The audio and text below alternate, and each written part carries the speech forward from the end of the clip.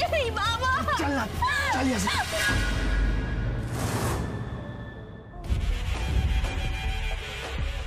অনুরাগের ছোঁয়া ধারাবাহিকের আজকের পর্ব। ধারাবাহিকের শুরুতে আমরা দেখতে পাই হসপিটালের পেছনে কৃষ্ণ, অবিনাশ এবং দীপা সূর্যকে খুঁজতে আসে।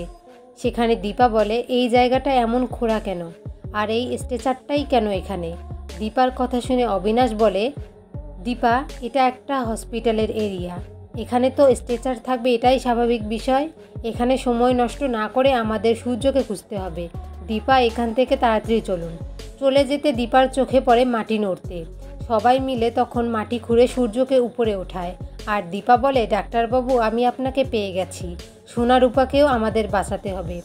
অবিনাশ, কৃষ্ণ মিলিয়ে সূর্যকে গাড়িতে বসায় এবং দীপা বলে, ডাক্তারবাবু এখনও অনেকটা সুস্থ আছেন, আমাদের এখন সোনা রূপাকে বাঁচাতে হবে, ওরা এখন ওখানে আটকে আছে।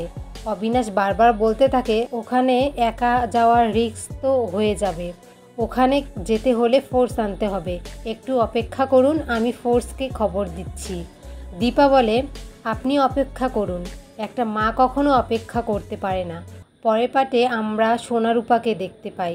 যমুনাবাই সবাইকে বলে, এই লাড়কি দুটোকে সুন্দর করে সাজাতে, অনেক পয়সা পাওয়া যাবে। এদিকে যমুনাবাই সোনার কাছে যেতে গেলে রূপা বলে, তুমি ওর কাছে যাবে না, ওকে কিছু করবে না, তাহলে কিন্তু আমি সবাইকে শেষ করে দেব।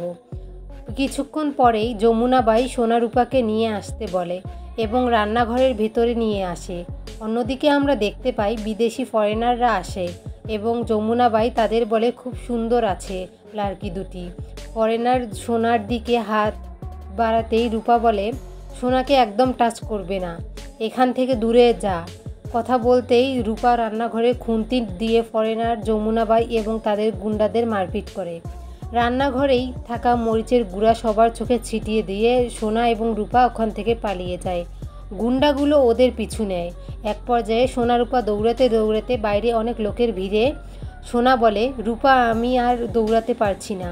রূপা বলে, সেটা আমিও জানি হিংসুকুটি, কিন্তু আমাদের এখান থেকে পালাতে হবে, না হলে ওরা আমাদের ধরে ফেলবে, ওরা আমাদের বিদেশে পাচার করে দিবে, আমাদের তাড়াতাড়ি এখান থেকে পালাতে হবে হিংসুকুটি।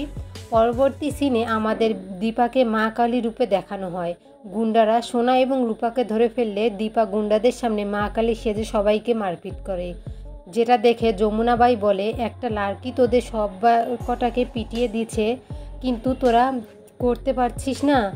এদিকে আমরা দেখতে পাই রুডি এসে সোনাকে ধরতেই সোনা চিৎকার করে বলে, মা, তুমি আমাকে বাঁচাতে এলে না, তুমি আমাকে দেখতেও এলে না। পরবর্তীতে সোনা বলে, বাবা, তুমি ছাড়া আমাকে কেউ বাঁচাতে পারবে না, তুমি কোথায় বাবা, আমাকে বাঁচাও। অন্যদিকে অসুস্থ অবস্থায় গাড়িতে বসেছিল সূর্য সেনগুপ্ত।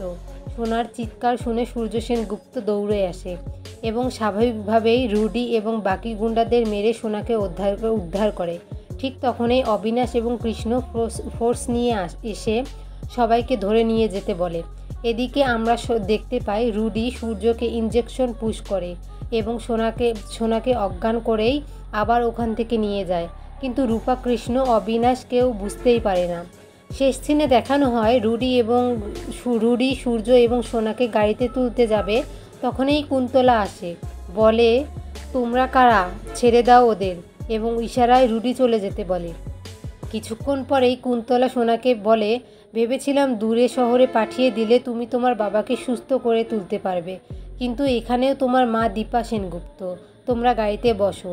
সোনা বাবাকে গাড়িতে বসিয়ে বলতে থাকে, মা, তুমি আমার জীবন শেষ করে দিলে, আমাকে তুমি বাঁচাতে এলে না।